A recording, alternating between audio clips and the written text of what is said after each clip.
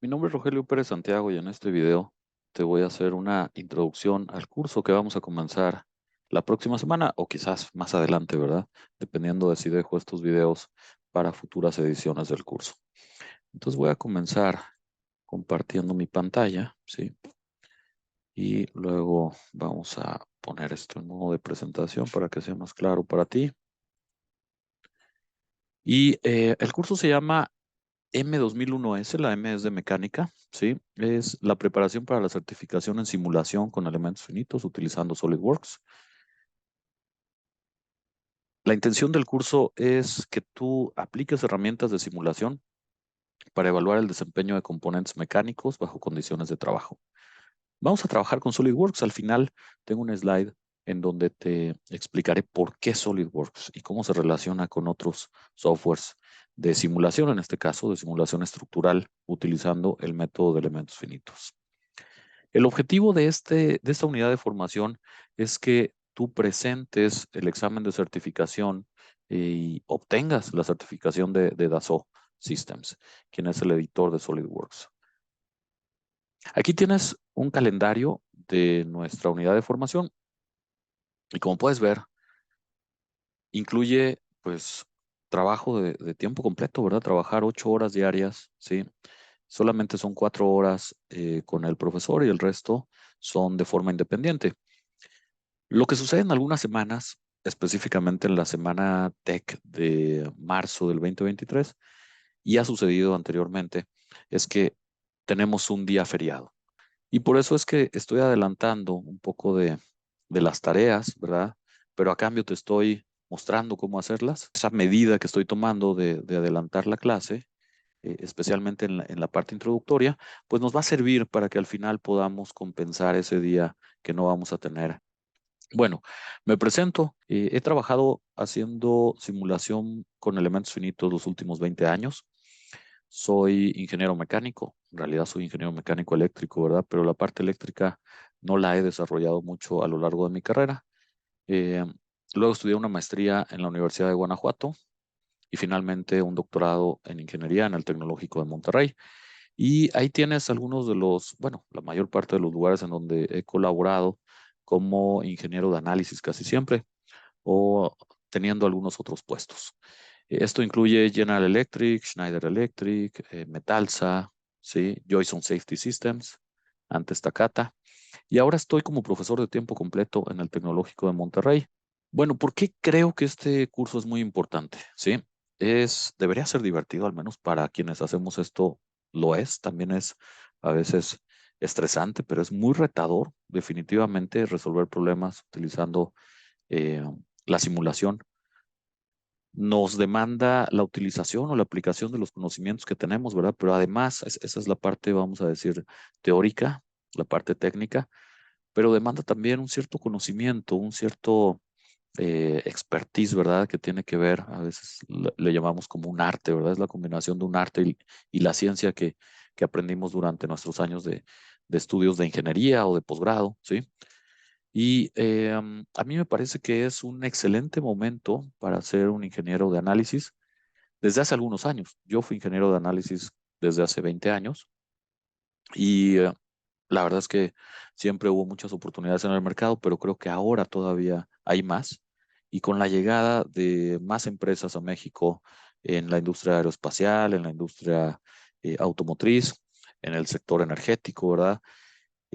Con una visión no solamente de fabricar en México, sino también de desarrollar tecnología, creo que las oportunidades solamente están creciendo para ingenieros que tengan estas competencias. ¿Cuál es nuestra estrategia de aprendizaje? Bueno, en este curso, desafortunadamente, no vamos a tener tiempo de hablar de las bases matemáticas que tú debiste haber adquirido en cursos anteriores, ni tampoco de la parte de álgebra matricial. Por ahí haré algunos comentarios, ¿verdad? Sí, tratando de hacerte recordar eso que viste en unidades de formación anteriores. Sobre todo nos vamos a concentrar en los conceptos físicos y en la utilización del software, ¿sí? Van a ser conceptos teóricos y el objetivo es desarrollar habilidades para utilizar un solucionador. En este caso es SolidWorks, pero espero que esto te sirva para utilizar cualquier otro solucionador del mercado. Es bien importante que te conectes todos los días. Si no vas a presentarte, me debes mandar un correo antes. Si surge un accidente, esperemos que no, ¿verdad? Pero alguna situación que te haga no llegar al curso, pues esperaría que me lo comuniques apenas tengas oportunidad, ¿verdad? Sí. Más que accidente me refería a una emergencia, ¿verdad? Eh, Acerca de la tarea, pues va a estar posteada en Canvas y va a tener fechas de entrega, va a tener horas muy específicas. Si la entregas dentro de las 24 horas después de esa fecha, te la calificaré con base a 70%. Si la entregas después, ya no contará, ¿sí? Es normal, ¿verdad? Es esperado incluso que tú trabajes con tus compañeros, intercambies opiniones, ¿verdad? Eh, y colaboren para realizar las tareas, las actividades, pero es importante que tú hagas tu reporte, ¿sí? Y que ese reporte se realice de forma individual. Los materiales van a estar en Canvas, ¿sí? No te debes preocupar por eso. Nos pasamos entonces a cómo vamos a evaluar este curso. Bueno, pues por ahí puedes ver que 50% de los puntos tienen que ver con las actividades que te asignaré, que básicamente son tutoriales. Y el examen de certificación va a valer otro 50%. Tu participación en clase la voy a ir anotando, ¿verdad? Sí. Y puede contar hasta 5% de la calificación. Este slide no se coló, ¿verdad? Pareciera que no tiene nada que ver. Eh, Precisamente en este curso he encontrado algunos problemas, algunos detalles, ¿verdad? De reportes que tenían el nombre de alguien más o que son igualitos a los de alguien más. Entonces, te pido que consideres el efecto que puede tener el hecho de plagiar, autoplagiar, ¿verdad? O hacer cualquier tipo de falta como las que aparecen aquí a la hora de realizar tus actividades. Mide tus tiempos, organízate, ¿verdad? Vas a tener toda la mañana para trabajar en las actividades, puedes colaborar con tus compañeros, pero evita caer en cualquier tipo de falta como las que estoy incluyendo en este slide. Muy bien, para continuar con esta sesión, voy a hacer la introducción del método de elementos finitos y del análisis de elementos finitos, ¿sí? Aquí podríamos entrar en una controversia de si son lo mismo o no. Para mí no lo son. Para mí precisamente el método tiene que ver con la ciencia, ¿verdad? De utilizar adecuadamente una computadora y un software específico para resolver problemas de ingeniería, específicamente para nuestra unidad de formación, problemas de análisis estructural. Mientras que el análisis es la parte que te mencioné, que sería el arte, ¿verdad? Hacerlo correctamente. Cuando utilizas la ciencia, pues sabes que por ahí hay unas matrices que se ensamblan, ¿sí? Que si no le pones restricciones, pues tienes una matriz que no es invertible, a la cual le llamamos singular, ¿sí? Pero del otro lado, el arte de esto, ¿verdad? Es saber ver un problema físico, obtirlo en un modelo o modelarlo, ¿verdad? Esto no es tan sencillo, requiere experiencia, ¿verdad? Pero también requiere conceptos que vamos a ver en este curso y práctica, como muchas cosas en la vida, ¿verdad?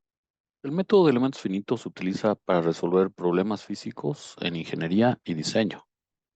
En el campo estructural, estos problemas involucran una estructura o componente sujeto a diversas cargas. Aquí tenemos un ejemplo, es el clásico sistema masa-resorte-amortiguador. Otros fenómenos físicos incluyen razones de cambio espacial o la combinación de derivadas en términos de espacio y tiempo. La mayoría de las ecuaciones diferenciales parciales no tienen soluciones exactas y a veces no se conoce siquiera si existe una solución única. Por esta razón, la solución de muchos problemas de ingeniería y ciencia se aproxima numéricamente. ¿Cuál es la gran ventaja de una solución analítica? Bueno, pues que si tú tienes las condiciones iniciales, te va a dar una ecuación, ¿verdad? A la que en este caso, nos va a dar una ecuación que tendrá como variable la X y luego tú podrás definir muy fácilmente en dónde te interesa conocer el desplazamiento, ¿sí?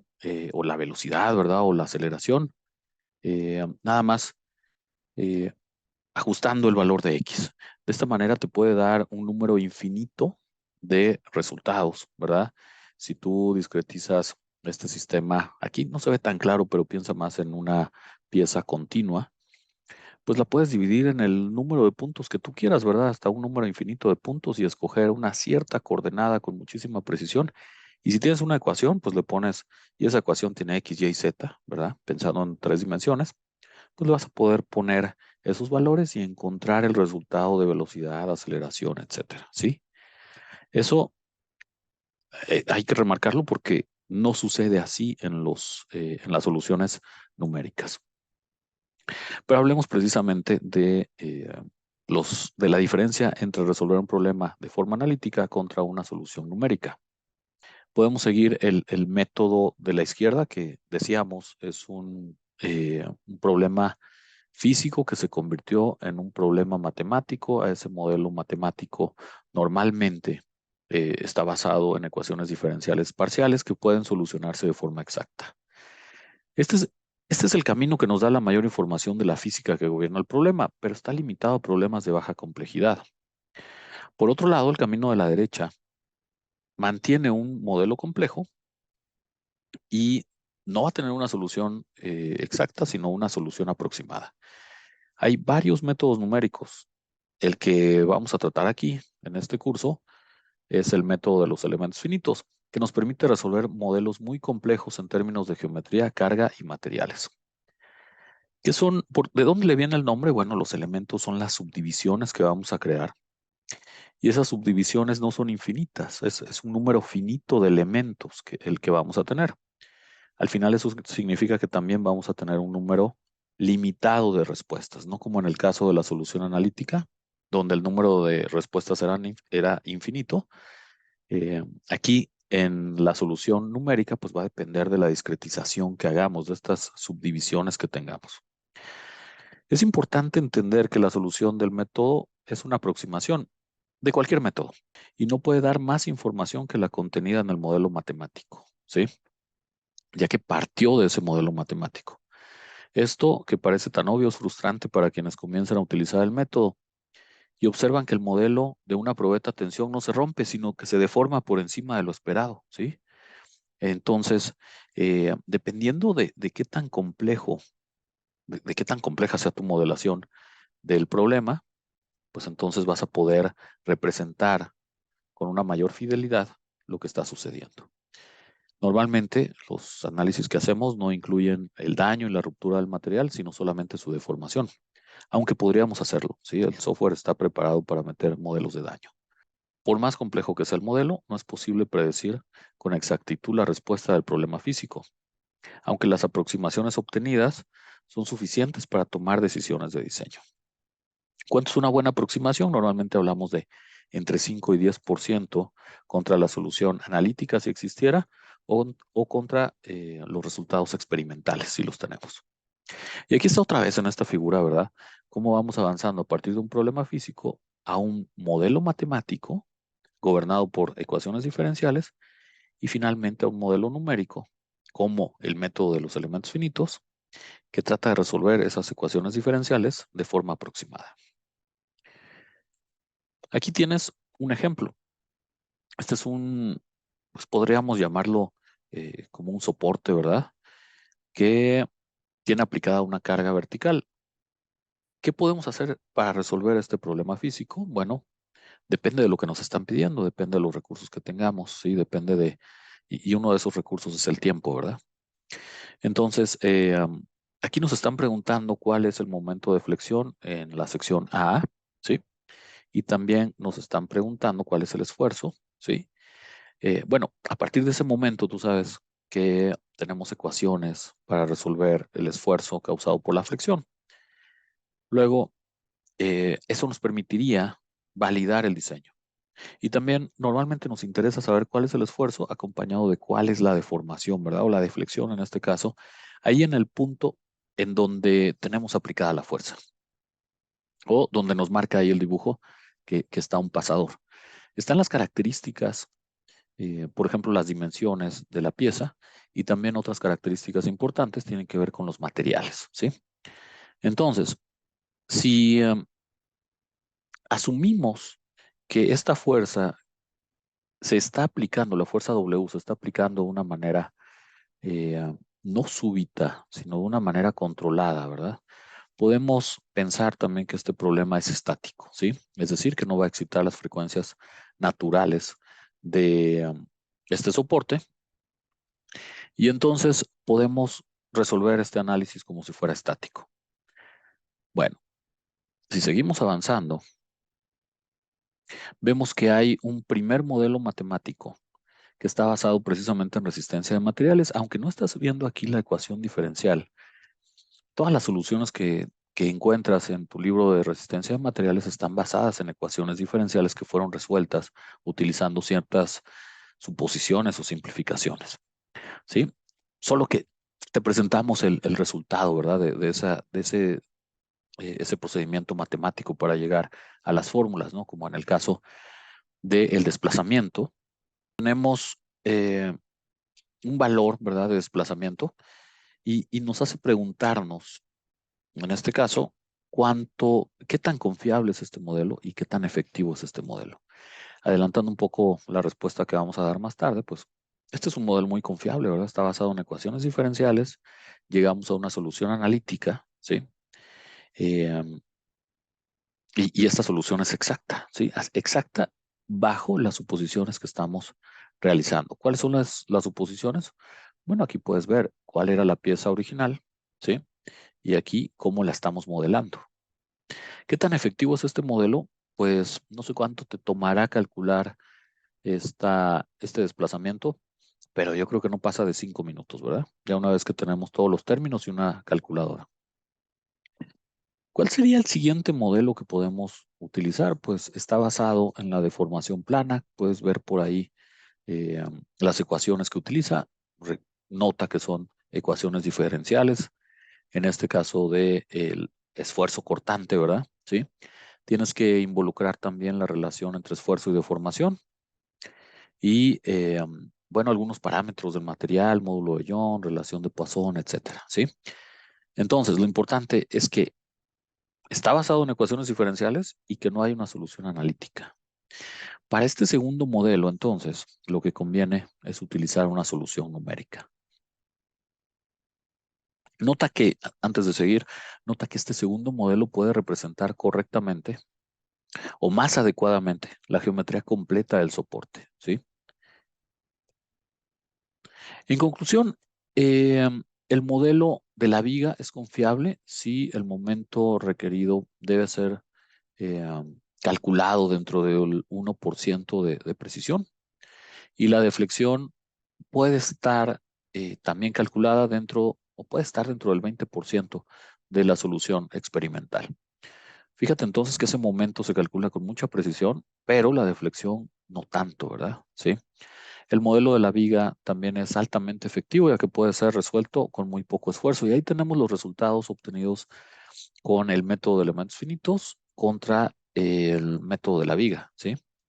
Mientras que el desplazamiento sí tiene valores que parecen aquí nada más como, ¿qué será? 11.011 centímetros, pero ya que sacamos los porcentajes, pues nos puede dar hasta 20%. Y entonces aquí, ¿cómo decides si te vas con el modelo basado en elementos finitos o el modelo basado en una viga? Depende mucho de la etapa en la que estás. Si estás diseñando eh, este soporte, es probable que tengas que definir de una forma aproximada algunas de las dimensiones, ¿sí? Pero cuando ya te acercas a etapas posteriores en el proceso de diseño, estas primeras decisiones que tomaste, ¿verdad? Que fueron preliminares, se tienen que ir refinando, ¿verdad? Porque ya vas a mandar a hacer a lo mejor un troquel para poder cortar este soporte, ¿sí? Entonces, en ese momento ya podrías ir involucrando el modelo de elementos finitos, ¿sí? Entonces, dependiendo de la necesidad, pues tú vas a definir qué tipo de modelación haces. ¿Por qué necesitamos utilizar elementos finitos? Debido a que cada vez se utilizan geometrías más complicadas, al igual que las cargas, propiedades de material, ¿sí? Entonces, cuando sucede eso, ya las ecuaciones diferenciales para las cuales sí tenemos solución no son correctas. Y las ecuaciones diferenciales que representan mejor nuestro problema complejo, pues no tienen solución. La formulación del problema resulta en un sistema de ecuaciones simultáneas algebraicas las cuales son mucho más fáciles de resolver para una computadora que tratar de solucionar una ecuación diferencial parcial. Entonces, el método de los elementos finitos es un método numérico que me permite resolver problemas de ingeniería relacionados con diferentes campos, como el análisis estructural, de transferencia de calor, de flujo de fluidos, el transporte de masas, o de masa, perdón, y los campos electromagnéticos. Para entenderlo, al menos conceptualmente, vamos a utilizar el ejemplo propuesto por el profesor Felipa de la Universidad de Colorado Boulder. La estrategia del método de elementos finitos se basa en divide y conquista, ¿sí? Imagina por un momento que no hay una ecuación que nos permitiera calcular el área de un círculo, ¿sí? Ya sabes, esa ecuación basada en pi. Entonces, ¿qué podríamos hacer? Me han dado diferentes respuestas cuando planteo esta pregunta en mis clases, ¿sí?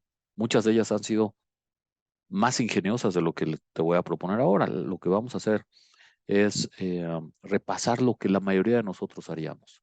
Y esto se basa en, ok, no puedo calcular el área completa, ¿verdad?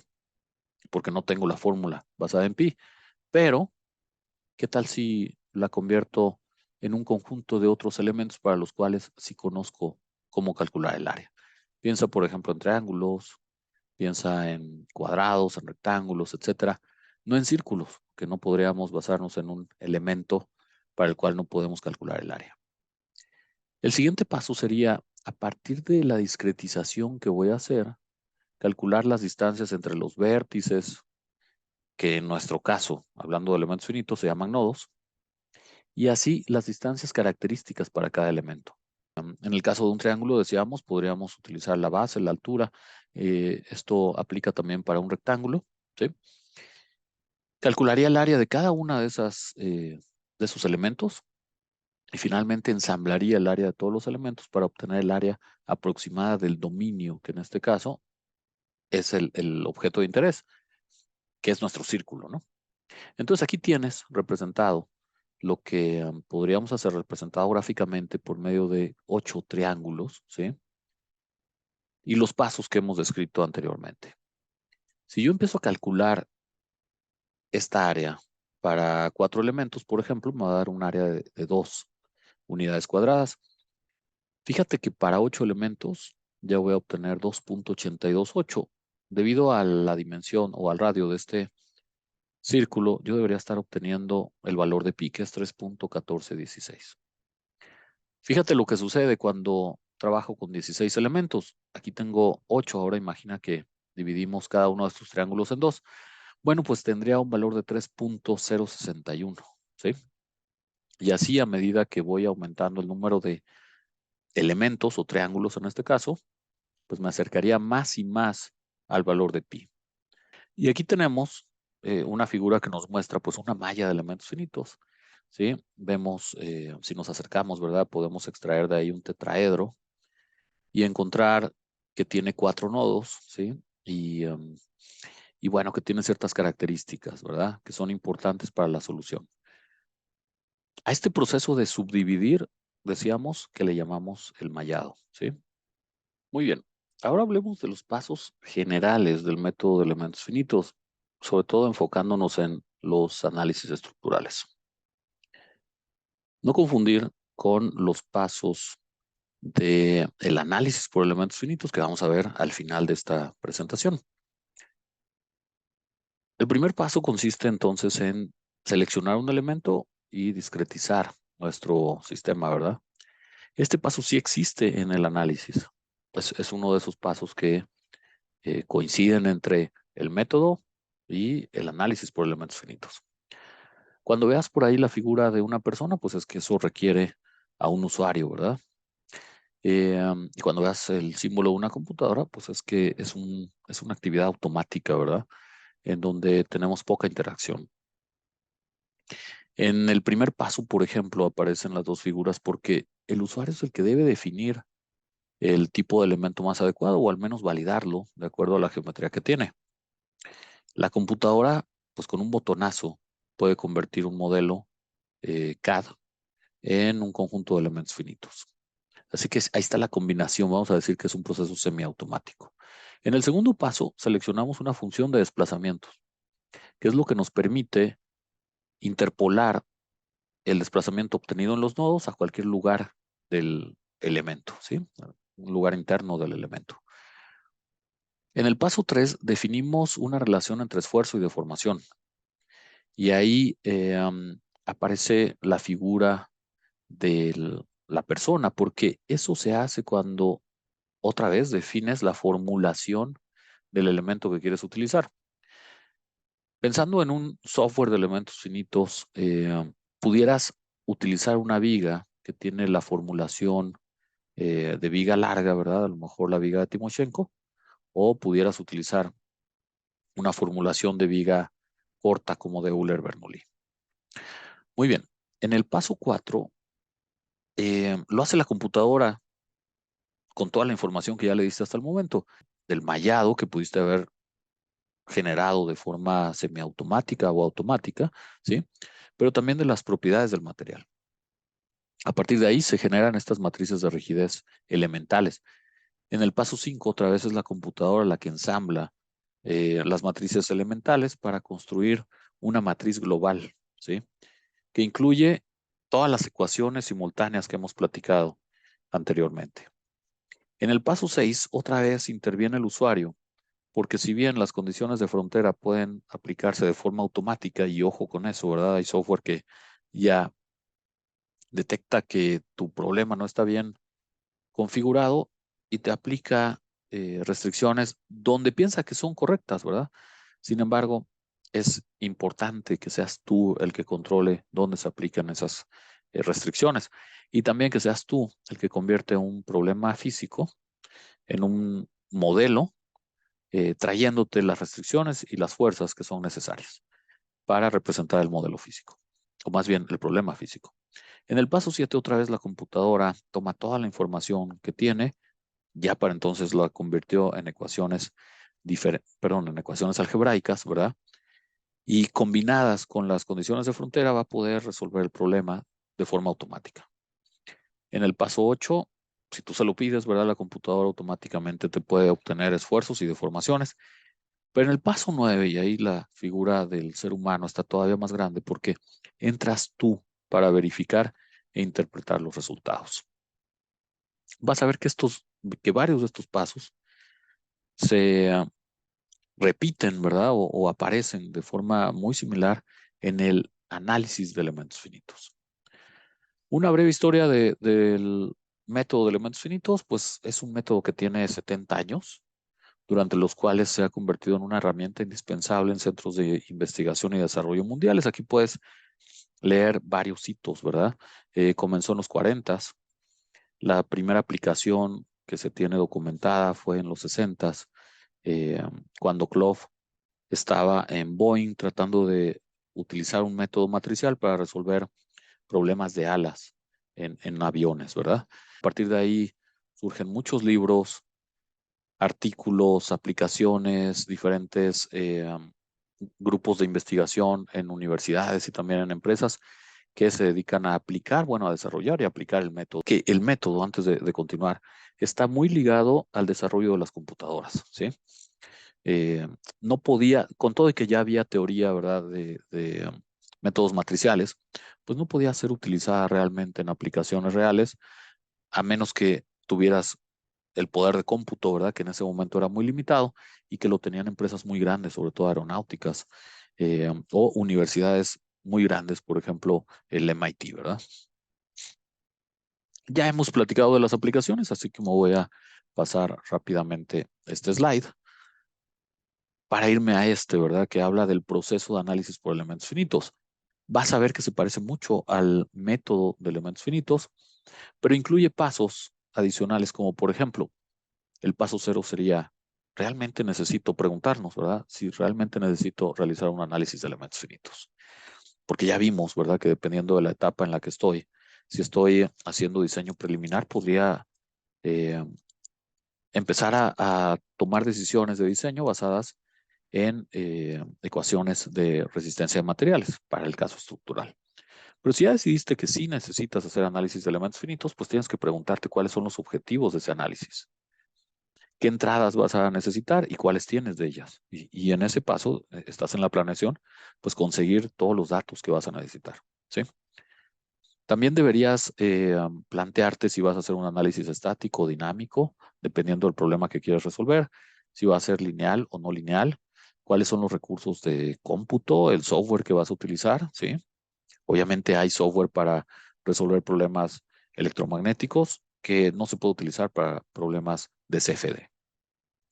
En el paso 2, después de que resolviste todas esas preguntas, deberías de o construir un modelo simplificado o de tomar un modelo detallado y simplificarlo utilizando herramientas de CAD. Entonces el CAD, empezamos a ver que el CAD y el CAE están muy relacionados, donde CAE es ingeniería asistida por computadora y CAD se refiere a diseño asistido por computadora. En el paso 3 deberías aplicar las propiedades de los materiales o del material que estás utilizando. En el paso 4 deberías seleccionar los tipos de elementos y realizar el mallado, ¿sí? En el paso 5, y este es uno de los pasos más importantes, acabas de realizar esa modelación de un problema físico aplicando condiciones de frontera. Que en un problema estructural normalmente se tratan de fuerzas o presiones, ¿verdad? Y de fijaciones en puntos específicos que representan la interacción del cuerpo que sí estás modelando con el resto del sistema. Antes de pasar a la solución, y es algo que tampoco estoy indicando en este slide, deberías de aplicar ciertos controles. Por ejemplo, si tu problema va a ser no lineal, vas a poner el número de iteraciones, el tipo de algoritmo de solución que vas a utilizar, etcétera. Pero finalmente pensemos que ya obtuviste resultados o que la computadora los obtuvo. En el paso 6 vas a revisar esos resultados. Puede que saques curvas, que saques gráficas como las que estamos viendo ahí, ¿verdad? Que pudieran ser de desplazamientos, de esfuerzos. Si el problema es térmico, pues serán temperaturas. Y en el paso 7 contrastarás esos resultados contra otros modelos que pudieran ser analíticos, ya eso lo llamamos verificación, o contra los resultados obtenidos para, vamos a decir, un modelo similar al que tú estás resolviendo. Pero si lo vas a comparar contra un resultado experimental, entonces a eso le llamamos la validación. Esto en muchos libros aparece como V&V, ¿verdad? Y se refiere a dos pasos cruciales dentro de nuestro proceso de elementos finitos, la verificación y la validación. Ahora te voy a hablar precisamente de lo que necesitamos para hacer análisis, que es software de elementos finitos. Si bien uno pudiera eh, programar su propio software, la verdad es que existen tantas opciones en el mercado, incluso algunas de libre acceso, otras basadas en páginas web, ¿verdad? En donde todo sucede en la nube, que no es necesario que tú programes tu propio solucionador. Yo hago eso con mis alumnos en la clase de elementos finitos solamente para que comprendan completamente qué está sucediendo en las entrañas de los softwares. Pero en este slide estoy tratando de mostrar que hay diferentes softwares dependiendo también de la actividad que tú realizas y de la etapa, otra vez, de, el proceso de desarrollo en el que te encuentras. Por ejemplo, si tú eres diseñador, vas a utilizar software como Inventor, SolidWorks, CATIA, NX también, ¿verdad? Es un buen ejemplo. Y otros tantos como Fusion, ¿verdad? Que tienen su módulo de simulación, y no solamente de simulación estructural, ¿verdad? Sino de simulación térmica o de otro tipo, de otros campos de la física. La característica de estos paquetes es que están realmente embebidos, ¿verdad? Incrustados, podríamos decir, dentro del CAD. Son módulos en, en donde realmente es transparente pasar desde el modelo CAD hasta el modelo de elementos finitos, ¿sí? Y piensa que funciona así porque estás tomando decisiones preliminares y no tienes tiempo de realizar un análisis tan detallado como los que vas a hacer en otras etapas. En esas otras etapas, entonces, el usuario, ya le llamamos analista, ¿verdad? Pudiera utilizar un software completamente integrado como ANSYS, Siemens, NX, ¿verdad? Que utilizan Nastran y otros tantos sabores de Nastran que hay por ahí, o un software como Abacus, pero está utilizando esos softwares con base a toda la estructura que tienen para permitirte incluso generar un modelón que sus características de generación de geometría son limitadas en comparación a las que ya vimos, ¿verdad? Que tienen los CAD, pero sí permiten hacer cosas, ¿verdad? O modificar geometrías. Pero sobre todo te permiten mallar, aplicar condiciones de frontera, resolver, es decir, te permiten hacer los pasos 2 al 6, ¿verdad? La verificación y validación y parte de la planeación. Buena parte de la planeación va a quedar por fuera de estos softwares, ¿sí? ¿Cuál es la diferencia contra otros softwares? Y de hecho, es difícil separar entre ellos porque quizás más que hablar de software debería hablar de otra estrategia, ¿verdad? En donde el analista utiliza diferentes paquetes. Con uno construye la malla y aplica condiciones de frontera, otro lo utiliza como solver o solucionador. Por ejemplo, Nastran, eh, OptiStruct, el mismo ANSYS y Abacus pueden ser solucionadores para un modelo que se creó en Hypermesh o en ANSA, ¿sí? Que son nombres que no aparecen por aquí. Y LS-DYNA también es uno de esos softwares, ¿sale? Eh, ¿Qué otra característica tiene este tipo de analista? Bueno, que él necesita controlar muchísimo la malla, ¿sí? Y aprovechar ciertas características de los softwares pre y post procesadores que le van a permitir no solamente controlar más la malla y aplicar las condiciones de frontera que pudieran ser más específicas, sino obtener ciertos resultados que a veces no es tan fácil obtener con los softwares integrados y menos, a veces ni siquiera están disponibles en los softwares eh, embebidos en el CAD. Entonces, esas son, yo diría, las tres vertientes, los tres tipos de software que están ahí en el mercado. Nosotros vamos a comenzar, debido a que esta es, se supone una introducción, ¿verdad?, hacia el análisis de elementos finitos, vamos a comenzar con un software que es muy intuitivo, ¿sí?, que está embebido en el CAD, en este caso SolidWorks, pero que utiliza conceptos muy parecidos a los softwares más avanzados. Por ahí puedes encontrar muchos recursos en la red, ¿verdad? Te recomiendo algunos de ellos. Bueno, muchas gracias por tu atención y continuamos con los tutoriales de SolidWorks.